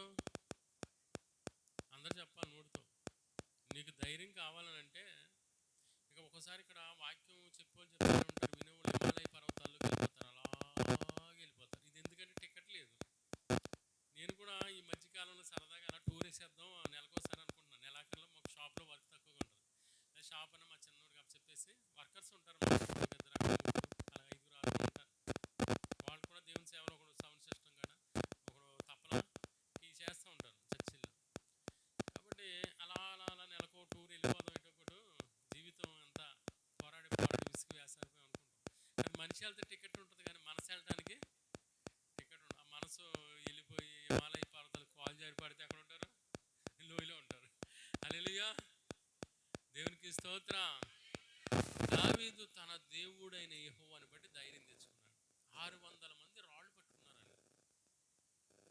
రాళ్లతో కనుక దావీదుని కొడితే ఆ రాళ్ళలోనే సజీవ సమాధి అయిపోదు. శత్రువు మనల్ని సజీవ సమాధి చేయాలనుకుంటాడు, కానీ మన మిత్రుడైన యేసయ్య మనల్ని కాపాడుతానే ఉంటాడు, రక్షిస్తానే ఉంటాడు, సంరక్షిస్తానే ఉంటాడు. మన అడుగు జాడల్లో సారాన్ని దేవుడు నింపుతానే ఉంటాడు. అది దావీదు ఏమన్నాడు? తన దేవుడైన యెహోవాను బట్టి ధైర్యం తెచ్చుకున్న తర్వాత ఇక్కడ జరిగిన సందర్భం సన్నివేశం ఏంటంటే, ఫిలిప్పీలతో యుద్ధానికి వెళ్తున్నారు. ఫిలిప్పులు దేశంలో 5 సర్దార్లు ఉంటారు. రాజు ఏమంటలేదు, ఆకీష్ రాజు ఏమంటలేదు. ఆకీష్ రాజు దావీదుని నమ్మించాడు. యూదా దేశంలోనికి వెళ్ళి యూదుని చంపేసి దోపుడు సొమ్ము తెస్తా ఉన్నాడు. ఈ రాజుకి ఇంకా నమ్మకం కలిగిపోయింది, దావీదు మనవాడే, సచ్చేదాకా నాతోనే ఉంటాడు అనుకున్నాడు. అయితే యుద్ధానికి వెళ్ళేటప్పుడు 5 సర్దార్లు ఉంటారు. 5 ప్రాంతాలు ఉంటాయి. 5 ప్రాంతాలు కూడా పేర్లు ఉన్నాయి బైబిల్ చరిత్రలో. ఈ 5 అంటారు, అసలు నీకు బుద్ధి ఉందా, ఈ దావీదుని ఎందుకు తీసుకొస్తున్నావు అంటే, దావీదుతో చెప్పేస్తాను, వెనక్కి వెళ్ళిపోరా బాబు అంటాడు. ఈలోపు అమాలేకులు ఏం చేస్తారు, పక్క ప్రాంతాలు రాజ్యాల మీద యుద్ధం చేసి ఇక్కడికి వస్తాడు, సిక్లగుకు వస్తాడు. సిక్లగులో ఏం చేస్తారు, దావీదుతో ఉన్న భార్యని, పిల్లల్ని, ఆస్తులు మొత్తం దోచుకుని వెళ్ళిపోతారు. ఇక్కడికి వచ్చిన తర్వాత వీళ్ళకి ఏంటి, ఏడ్చుటకు శక్తి లేదంటాడు. మనిషి ఒక జీవితంలో ఆస్తి అన్నా, ఐశ్వర్యం అన్నా, ఆరోగ్యం అన్న అన్నిటికన్నా భర్తకు భార్య చాలా విలువైంది. భార్యకి భర్త విలువ, భర్తకు భార్య విలువ చెప్పాలి, మీరే చెప్పాలి. భర్తకు భార్య విలువ. ఎందుకనంటే ఇప్పుడు చాలా ఇంటి పనులు, ఇప్పుడు మాకు షాప్ ఉంది, షాప్ దగ్గర ఏముంటుందంటే ఇంట్లో ఏమైనా పనులు చేయమంటారు, అవి చెప్తూ ఉంటారు. మాకు షాప్లో చేసే పని ఏదో చేయమంటారు, నేను చేయను, ఎటు పని ముట్టుకోను. ఎందుకు, అక్కడ చేస్తే డబ్బులు రావు. కానీ షాప్ దగ్గర ఏముందో, కొంతమంది చిన్న పనికి ఎక్కువ డబ్బులు ఇచ్చి ఉంటారు, వాళ్ళు మనం ప్రత్యేకంగా చూస్తూ ఉంటాం. చూస్తామా లేదా? తప్పదా? చూస్తాం. అయితే షాప్ దగ్గర మనకి అక్కడ 1 గంట కష్టపడితే ఒక 500, పూట కష్టపడితే 1000, లేదా రోజు కష్టపడితే 2000 3000 డబ్బులు వస్తూ ఉంటుంటే జేబు నిండిపోతాడు. అది నెలకు ₹1,00,000 అవుతుంది. పాకి పని అయినా ఇష్టంగా చేసేస్తాడు, అది గడ్డి వ్యాపారమైనా ఇష్టంగా చేసేస్తాడు. కానీ మనకు పుట్టిన పిల్లలకి మాత్రం ఇదా ఈ పని, నీచమైన పని. ఆడు పుట్టింది దాంట్లోనే, ఆ డబ్బులోనే, ఆడు తినేది ఆ డబ్బులోనే, చదివింది ఆ డబ్బులోనే, పెరిగింది ఆ డబ్బులోనే, మేకప్లకు అందులోనే, తర్వాత అన్ని చదువు సంధ్య అన్ని సమస్తం అన్ని అందులో. కానీ లాస్ట్లో తండ్రికి వంగిపోయి ఆ పని కొడుకు చేయాలంటే ఏం పని, మసి అంటుకుంటుంది, చెమట పడుతుంది, ఈ పని అనుకున్నవాడు చాలామంది లేకపోలేదు. మా నాన్నగారు నాకు ఆ పని నేర్పినప్పుడు చాలా తిట్టుకున్నాను. నా 13వ సంవత్సరంలో చదువు మాని తీసుకెళ్ళిపోయాను. తర్వాత హైదరాబాద్లో మళ్ళీ ఏదో కొద్దిగా ప్రైవేట్గా అయితే చదువు మానిపించేది చాలా కాలం తిట్టుకున్నాను నేను మా నాన్నగారిని. తర్వాత అర్థమైంది, నాకు 2000 షాప్తో దేవుడు అనేకమైన ఆస్తులు ఇచ్చాడని తర్వాత అర్థమైంది. చేతి విద్య ఎంత అది విలువైనదో అది తర్వాత అర్థమైంది నాకు. ఇప్పుడు ఇక్కడ ఆలోచన చేసుకున్నట్లయితే, ఈ దావీదుని రాళ్ళు రువ్వు చంపేయాలనుకున్నప్పుడు దావీదు ఎఫోదు తెమ్మన్నాడు. ఎఫోదు తెచ్చినప్పుడు ఎఫోదు ధరించాడు దావీదు. ఎఫోదులో రాళ్ళు ఉన్నాయండి. ఈ రాళ్ళలో, ప్రభా నేను వాళ్ళని తరిమిదనా, వాళ్ళు కలుసుకోనగలగనా అని అడిగితే, ఆ ఎఫోదులో నుంచి, రాళ్లలో నుంచి, వజ్రాల్లో నుంచి ఒక వజ్రం వెలుగొస్తుంది. వెళ్ళమంటే వజ్రం నుంచి వెలుగొస్తుంది, వెళ్ళొద్దంటే ఆగిపోతుంది. ఎప్పుడైతే ఈ రాయిలో నుంచి వెలుగొచ్చిందో దేవుడు వెళ్ళమన్నాడు. అంతేకాని దేవుడు డైరెక్ట్గా వచ్చి ఎదురుగుండా నిలబడి ఎల్లరా బాబు అని చెప్పేది కాదు. అక్కడ సంకేతాలు, పాత నిబంధనలో కొన్ని అర్థాలు, కొన్ని విషయాలు ఉన్నాయి, కొన్ని సూచనలు ఉన్నాయి అన్నమాట. అది ఎప్పుడైతే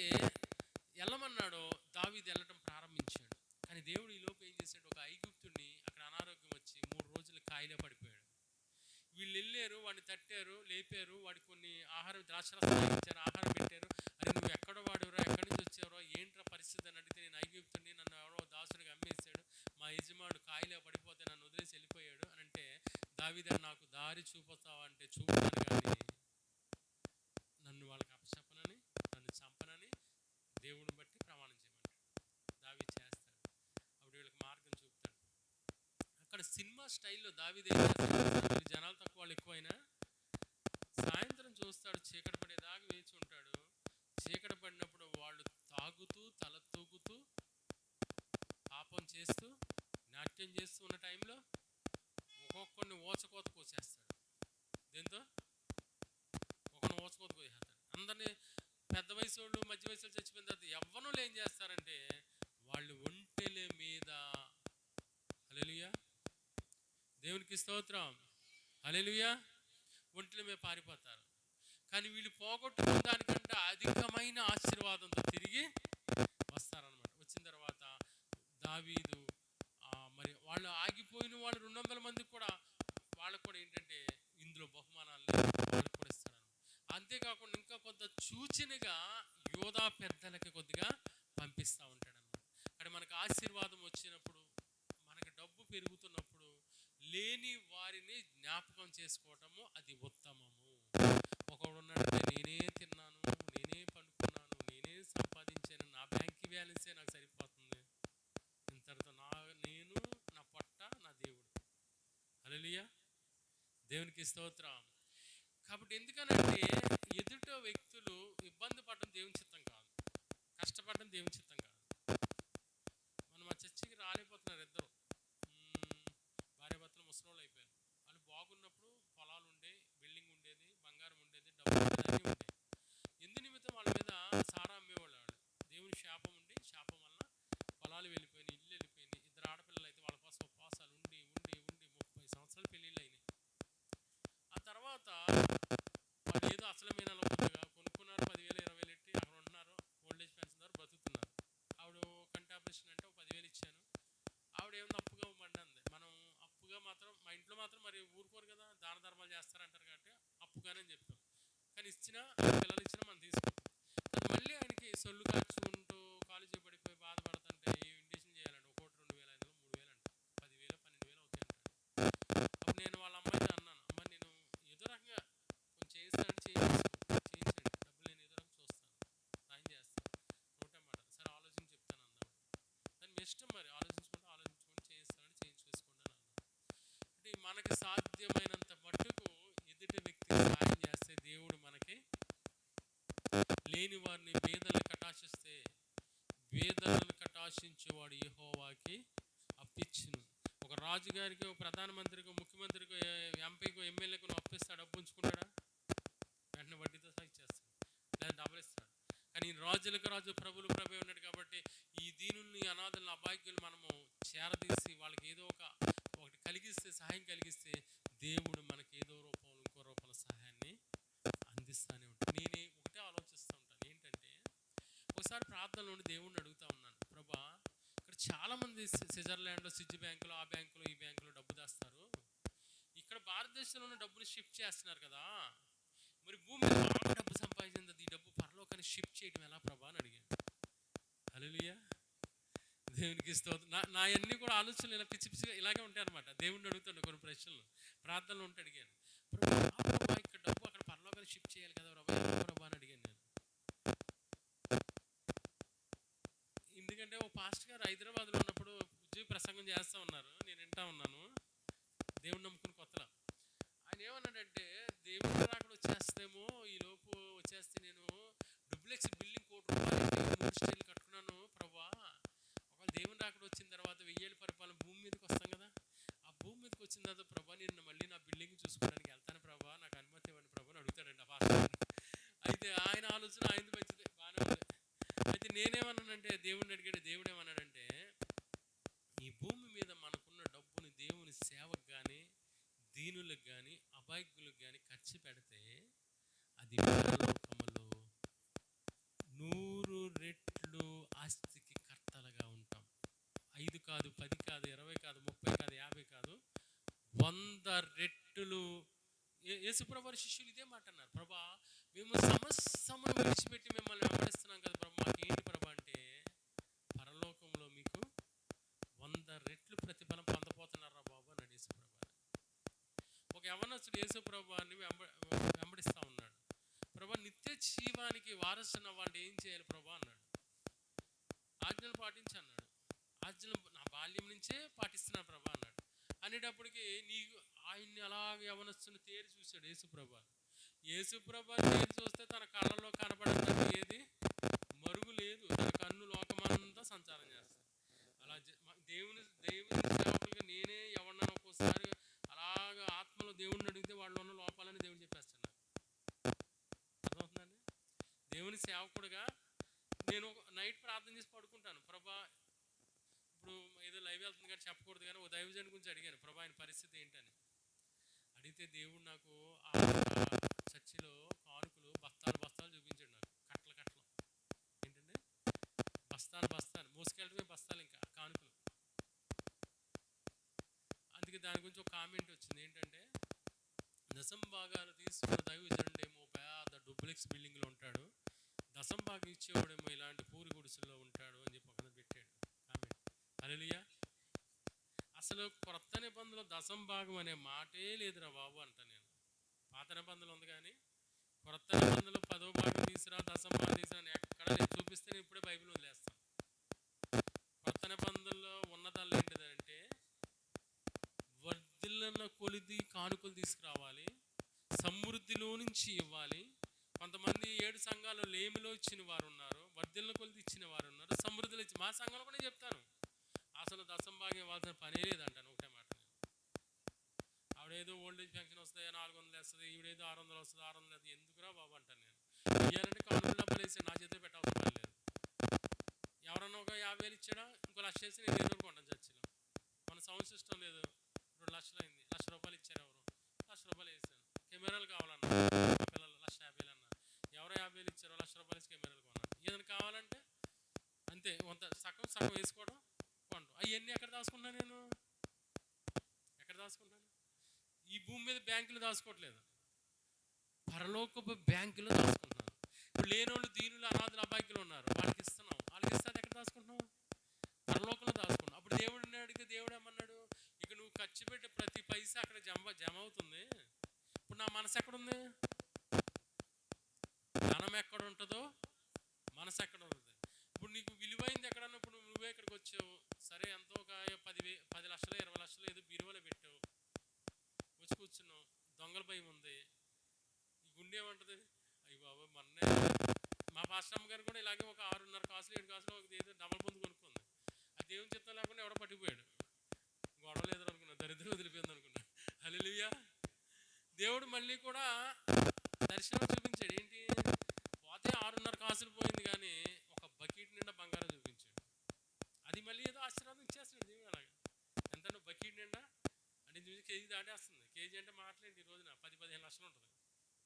ఆ రోజుల్లో బెంగాల్ లోయ అని స్తుతి ఆశీర్వాదం దగ్గర 3 రోజులు బంగారం ఒలుచుకున్నారంట అండి.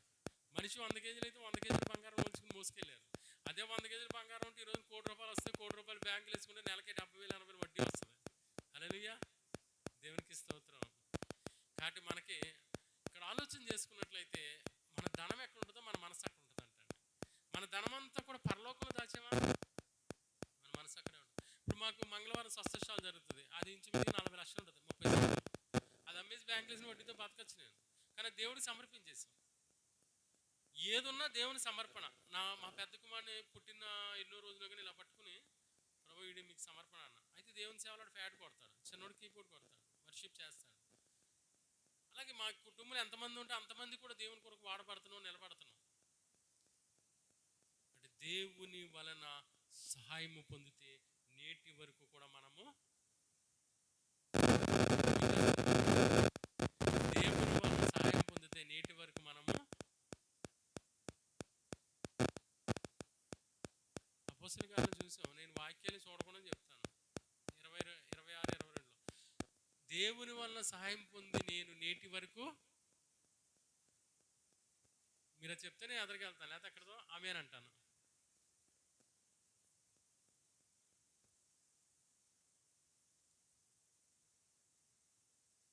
నిలిచి ఉన్నాము. ఈసారి నేను క్షమించేస్తున్నాను, మళ్ళీ పట్టి చూస్తాను, మరి పట్టుకుంటాను గట్టిగా. దేవుని వలన సహాయము పొందిన నేను నేటి వరకు నిలిచి ఉన్నాను. నువ్వు నిలిచేవారిగా ఉండాలా, ఊడిపోయేవారిగా ఉండాలా? నిలిచేవారిగా ఉండాలా, పడిపోయేవారిగా ఉండాలా? నిలిచి ఎదురుగా దేవునికి ముందుకు సాగిపోయేవారిగా ఉండాలా, ఆగిపోయేవారిగా ఉండాలా? ఎన్ని శ్రమలున్నా, ఎన్ని కష్టాలున్నా ఆగిపోయే జీవితం మనకొద్దు, సాగిపోయే జీవితం కావాలి. పరలోకం ఆత్మ గమ్యస్థానం చేరే వరకు కూడా సాగిపోయేదిగా ఉండాలి. ఎస్తేరు గ్రంథం 4వ అధ్యాయం 14వ వచనం చూడండి.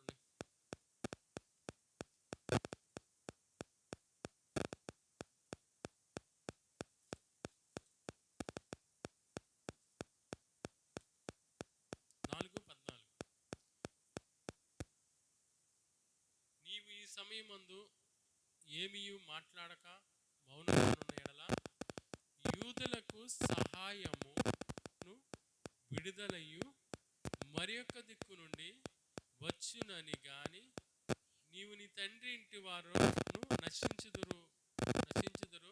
నీవు ఈ సమయమును బట్టి ఏ రాజ్యమునకు వచ్చితివే అని ఆలోచించుకొనుమని చెప్పాను. ఇక్కడ జరిగిన సందర్భం మీ అందరికీ తెలుసు. ఇక్కడ హామాను, మొర్దెకై, ఎస్తేరు. ఈ యొక్క హామాను ఎంతసేపు దుష్ట ఆలోచనలు, మొర్దెకై దైవికమైన భక్తి కలిగిన వాడు. ఎప్పుడైతే ఈ హామాను నమస్కరించట్లేదని, నుంచోట్లేదని హామాను పక్కపెట్టాడు. ఏదో రకంగా ఈ మొర్దెకైని ఉరి తీయించాలని ఎన్ని మూరలు ఉరి? 50 మూరలు. మూర అంటే ఎంత? పూలు కొలుస్తాడు తెలుసా? పూలు పెట్టుకుని తెలిసింది, మల్లెపూలు అలా కొలుస్తాడు, ఇలా కొలుస్తాడు. మూర అంటే ఇంత ఉంటుంది, ఇంతంటే అడుగున్నారా. 50 మూరలు అంటే 75 అడుగులు. 75 అడుగులు ఉరుకుంభము తయారు చేశాడు. ఎవరు తయారు చేశాడు? హామాను తయారు చేశాడు. ఎవరికి తయారు చేశాడు? మొర్దెకై తయారు చేశాడు. ఎప్పుడైతే ఈ యొక్క ఉరికంబమును తయారు చేశాడో వేచి చూస్తూ ఉన్నాడు, ఏదో రకంగా ఈయన ఉరి తీసేద్దామని ఆలోచన చేస్తూ ఉన్నాడు. దేవుడు నమ్మిన బిడ్డలకి వేరే వాళ్ళు ఎన్ని దుష్ట పన్నాగాలు పన్నినా, ఎన్ని దురాలోచనలు ఆలోచించినా, మనల్ని ఏదో రీతిగా నశింపచేయాలని చూసినా నెవర్. దేవుడు మాత్రం ఎట్టి పరిస్థితుల్లో వాడి ఆలోచన ముందుకి వెళ్ళనివ్వడు. అప్పుడు ఏం చేశాడు వీడు? హామాను యూదులందరిని ఒక్క దినం చంపేయాలని ముద్ర వేయించాడు. ఆ ముద్ర ఎవడో కూడా పారసికల రాజు కానీ మాదీయుల రాజు కానీ ఎవడో మార్చడానికి అది అసంభవం. కానీ ఎస్తేరుకి తెలిసిన తర్వాత ఎస్తేరు తన పనికత్తులు 3 రోజులు ఉపవాసం ఉంటారు. యోధా దేశం అంతా కూడా ఉపవాసం ఉంటారు. ఈ రోజున భారతదేశంలో సువార్త వెళ్లకుండా సువార్తను చేసేవాడిని హింసించి చంపుతా ఉన్నారు. నాకు తెలుసుండగా ఎస్తేరు గ్రంథం లాగా భారతదేశం అంతా క్రైస్తవులు 5 పూటలు తిని గొరకెట్టి పడుకోకుండా ఎస్తేరు గ్రంథం లాగా 3 రోజులు ఉపవాసం ఉండి భారతదేశం అంతా ఉపవాసం ఉంటే దేవుడు చట్టాలను, రాజులను, అధికారులను, ప్రధానులను, ప్రతి పరిస్థితిని మార్చగలిగిన ఏకైక దేవుడు ఎవరంటే యేసుక్రీస్తు వారు. ఇక్కడ మరణ శాసనం ఉన్న స్థలములో ఆ మరణ శాసనాన్ని ఒక రాత్రికి రాత్రే దేవుడు మార్చగలిగాడు. ఏదైతే ఉరికంబం మీద ఉరి తీయించాలని హామాను చూశాడో అదే ఉరికంబం మీద హామాను ఉరి తీయబడేలా దేవుడు చేశాడు. యూదులందరినీ కూడా ఒక రాత్రికి రాత్రి శాసనాన్ని మార్చగలిగి రక్షించగలిగిన దేవుడు. అందుకని పాట కట్టాడు భక్తుడు, ఏమైనా చెయ్యగలవు, కథ మొత్తం మార్చగలవు. ఒక రాత్రికి రాత్రే దేవుడు కథను మార్చేసాడండి. మనుషులు కథలు రాస్తారు, ఆ కథలకి చరిత్ర ఉండదు కొంతకాలానికి. కానీ దేవుడు కథ మార్చాడంటే అది చరిత్రలో నిలిచిపోవాలి. ఎన్ని వేల సంవత్సరాలైనా దేవుని రాకడ వరకు ఆ చరిత్ర చిరస్థాయిగా నిలిచిపోవాలి.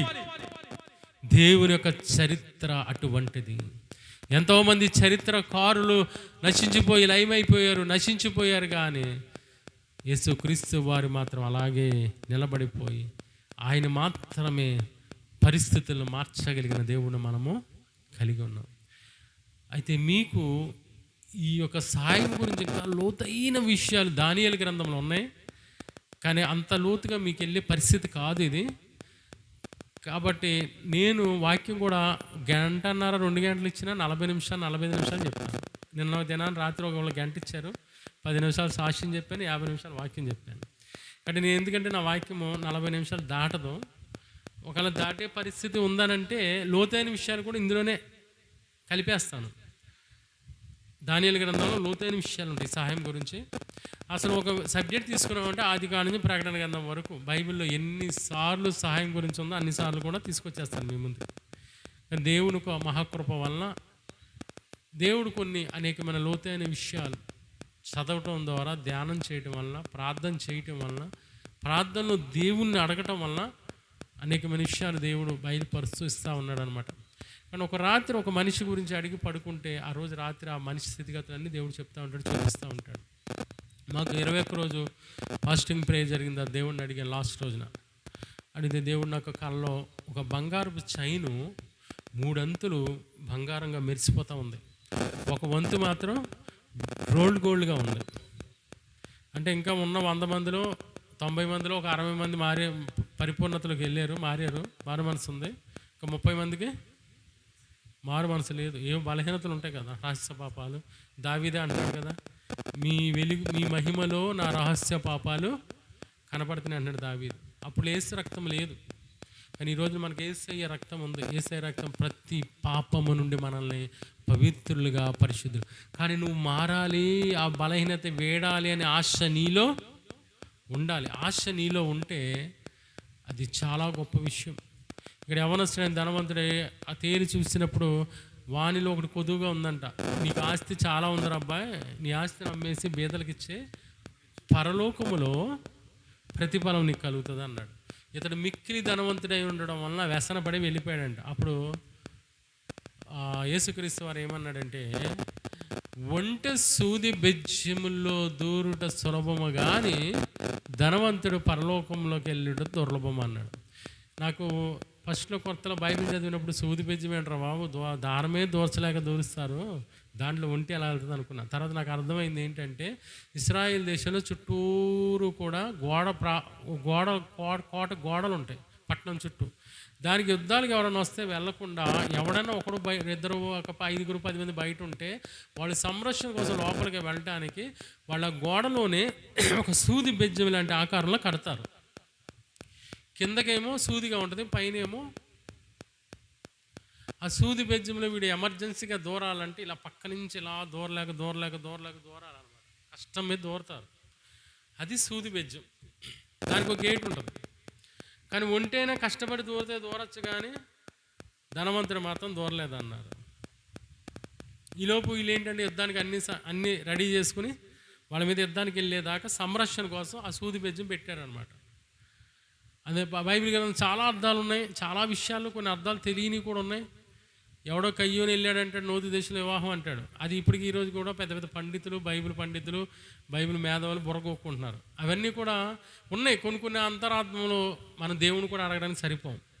దేవుడు 1000 ఏళ్ళ పరిపాలన ప్రతిరోజు ఆయన పాదాల దగ్గర కూర్చొని వినాలంటే కొన్ని మాటలు దేవుని దగ్గర చేసే దగ్గర 1000 సంవత్సరాల పరిపాలన ఉంటుంది. అందులో ఒక పెద్ద ప్యాలెస్ ఇస్తాడు దేవుడు. ఆ ప్యాలెస్ ఎంత, భారతదేశం ఎంత ఉంది, పొడవు వెడల్పు ఎత్తు 2400 అడుగులు ఎత్తు, అంత వెడల్పు పొడవు. ఆ ప్యాలెస్ ఎలా దిగుతుంది తెలుసా? పరలోకంలో నుంచి ఇప్పుడున్న యెరూషలేములో దిగుతుంది. దాన్నే నూతన యెరూషలేం అంటారు. కానీ కొన్నిసార్లు ఏమనుకుంటామంటే మనము ఫ్లైట్ ఎక్కలేదని బాధపడుతూ ఉంటాం. ఏమెక్కలేదు? ఒకసారి హైదరాబాద్లో మా ఫ్రెండ్ ఎయిర్పోర్ట్లో పనిచేస్తున్నాడు, నేను వెళ్ళాను. ఒక అతన్ని అడిగాను, సెక్యూరిటీ గాని, అయ్యో లోపలిగా చూడొచ్చు అంటే, సెక్యూరిటీ టైట్గా ఉంది, ఈరోజు చూడడానికి వీల్లేదు అన్నాడు. ఇంకో రోజు వచ్చినప్పుడు చూపిస్తాను. కానీ దేవుడు అలాగ 10 సార్లు ఫ్లైట్ ఎక్కి కృపించాడు నాకు. కొన్ని స్థలాలు సువార్త ప్రకటించడానికి, ఇజ్రాయిల్ అవన్నీ చూడడానికి దేవుడు కృప చూపించాడు. ఎక్కగలనా నా జీవితంలో అనుకున్నాను, కానీ ఎక్కలేని పరిస్థితుల్లో దేవుడు ఎక్కించాడు. కానీ ఈ ఫ్లైట్ ఎక్కని వాళ్ళు ఏంటంటే, దేవుడు ఆకాశం నుంచి భూమి మీదకి ప్యాలెస్ దింపుతారు కదా, ఆ ప్యాలెస్లో దిగితే అదే ఫ్లైట్ అనుకోవాలి. నువ్వు ఏమనుకోవాలి? ఇక్కడ ఎక్కలేకపోయావు అనుకో, వెళ్ళిపోయే లోపల దేవుని దగ్గరికి, అదే ఫ్లైట్ అనుకోవాలి. కాబట్టి మధ్యాహ్న కాలం అందు మన అంశం ఏంటన్నాను? మనకి సహాయము చేయగలిగిన దేవుడిని మనం కలిగి ఉన్నాం. కానీ నీకు ఏ సహాయమన్నా ఆ సహాయమును పొందుకునే అర్హత నీలో ఉంటే దేవుడు తప్పనిసరిగా ఆ సహాయం అందిస్తాడు. కాబట్టి ఇక్కడ వ్యక్తిగతంగా నీ జీవితంలో, నీ కుటుంబంలో, సంఘములో ఏ అవసరత అక్కర ఉన్నదో అది నాకు తెలియదు, కానీ దేవుడికి తెలుసు. దేవుడు తన మహిమ ఐశ్వర్యంలో, ఫిలిప్పీయులకు రాసిన పత్రికలో 4:17 ఉంటుంది అనమాట. దేవుడు తన మహిమ ఐశ్వర్యంలో మీ ప్రతి అవసరమును తీర్చునుగాక. ముందుగా మనం అవసరాలు పొందుకోవాలి ఏంటంటే, మనలోనే చీకటి వెళ్ళిపోవాలి. చీకటి ఎప్పుడు వెళ్తుంది? వెలుగు వచ్చినప్పుడు వెళ్తుంది. వెలుగు అనేది దేవునికి ఏంటంటే అది మంచిదిగా కనపడింది అంటాడు. ఆ వెలుగులోనే జ్ఞానం ఉంది. మన జ్ఞానవంతులు అవ్వాలంటే వెలుగు మనలో ఉండాలి, మనం వెలిగింపబడాలి. వెలిగింపబడినప్పుడు వెలుగులో జ్ఞానం ఉంది, ఆ జ్ఞానంలో జ్ఞాపశక్తి ఉంది, ఆ జ్ఞానంలో మంచి స్పీకర్ అవ్వచ్చు, వాక్య సందేశం అందించవచ్చు, మంచి ప్రార్థన చేయొచ్చు, కుటుంబాన్ని ఆ జ్ఞానంలో సంరక్షించవచ్చు, కుటుంబాన్ని నడిపించవచ్చు, కుటుంబం ఉన్నతమైన స్థితిలోకి వెళ్ళేలా జ్ఞానం చేస్తూ ఉంది. అజ్ఞానం అనేది సాహిత్యాన్ని చేతిలో ఉంది, చీకటి అనేది అపవాది చేతిలో ఉంది, జ్ఞానం అనేది దేవుని చేతిలో ఉంది, వెలుగు అనేది దేవుని చేతిలో ఉంది. కాబట్టి ఈ రోజున మహిమలో వెలుగు ఉంది. దేవుని మహిమ ఐశ్వర్యాన్ని ఇస్తుంది అండి. కాబట్టి దేవుని మహిమని మనం పొందుకోవాలి. అది పొందుకోవాలంటే తెల్లవారుజామునే 4ంటికి 5ంటికి లేచి మోకాళ్ళ మీద ప్రార్థన చేసి దేవుని సహాయం అడగాలి. ఎప్పుడైతే జామును ప్రార్థన చేస్తామో చీకటిని ఛేదించి వెలుగు ప్రకాశిస్తుంది, వెలుగు ప్రవేశిస్తుంది నీ జీవితంలో. నీ ఆత్మ వెలిగింపబడుతుంది. నీ ఆత్మ వెలిగింపబడిన తర్వాత ఏ దుష్టుడు, ఏ చీకటి శక్తి, ఏ శత్రువు నీ మహిమను దొంగిలించలేడు, నీ వెలుగును ఆర్పలేడు. మరి గొప్ప దైవజనులు ఓసన్న గారు 13వ సంవత్సరంలో రక్తము కక్కుతూ చనిపోయే పరిస్థితుల్లో ఒక మీటింగ్ దగ్గరికి వెళ్ళి కూర్చుని వెళ్తూ ఉంటుంటే ఆకాశం నుంచి ఒక వెలుగు మహిమ వచ్చి ఆయన తాకటం వలన ఆయన అనారోగ్యం పోయింది, చీకటి శక్తి పోయింది, అన్నీ పోయినాయి. రమారమిగా 50 సంవత్సరాలు దాటి గొప్ప పరిచర్య చేసి భారతదేశం కాదు ప్రపంచంలో కూడా ఓసన్న మినిస్ట్రీలు ఉన్నాయి. భారతదేశంలో కొన్ని వేల మంది సేవకులు తయారు చేసి కొన్ని లక్షల మందిని విశ్వాసుల్ని రక్షించగలిగిన కృప దేవుడు ఓసన్న గారి ద్వారా ఇచ్చాడు. అక్కడ మనం అడగాలి, దేవుడు ప్రభా మీ మహిమతో నింపండి, మీ వెలుగుతో తాకండి, లెమ్ము తేజరిల్లెము, నీ మీదకి వెలుగు వచ్చి ఉన్నదే. ఎంతకాలం చీకట్లో ఉంటావు, ఎంతకాలం బంధకాలలో ఉంటావు, ఎంతకాలము చీకటిని ప్రేమించే వారిగా ఉంటారు. వెలుగును ప్రేమించాలి, వెలుగులోనికి రావాలి, వెలుగు సంబంధాలుగా బ్రతకాలి. అప్పుడు దేవుని కుమారులు కుమార్తెలు అనబడతారు. అలా ఉండే కృపాభాగ్యం పరిశుద్ధాత్మ దేవుడు మీ అందరికీ దయచేయను గాక. దేవుడి మాటలు దీవించి ఆశీర్వదించును గాక. ఆమేన్.